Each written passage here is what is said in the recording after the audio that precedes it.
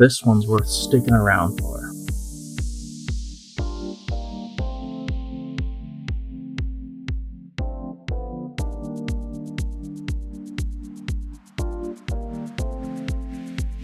Welcome, kings, queens, and jokers, to another episode of Jeremy's 12 Days of Keto Christmas.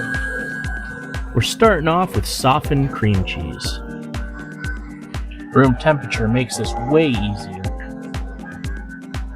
Let's whip it until it's smooth. This is the base, so get it right.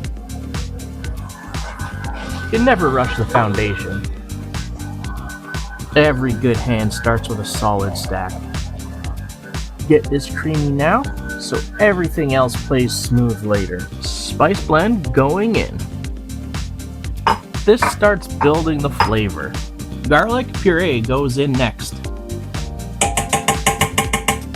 Timing is key here.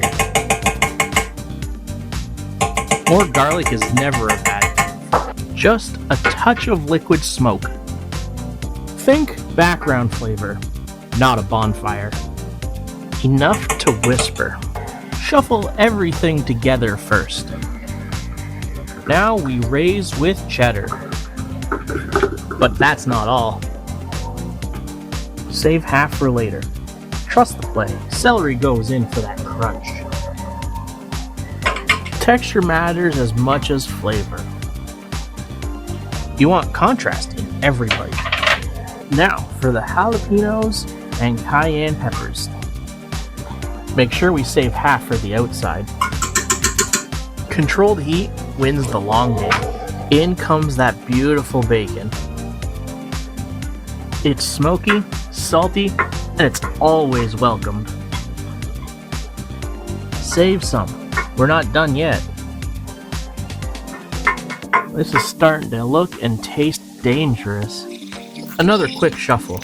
Roll your cheese balls nice and tight. Pressure matters here. This is where shape meets structure. Wrap them up tight. Refrigerate for at least 4 hours. Let everything set before the final roll. 4 solid players ready for the table. Roll them one last time in the toppings. This is where it all comes together. No taste test on camera. These were headed straight to a party. And judging by how fast they disappeared, they were a full house of flavor. Alright, we'll see you on the next episode of Chop It Like It's Hot with Judd. Thanks for watching. Now smash that like and subscribe button. And don't forget to share.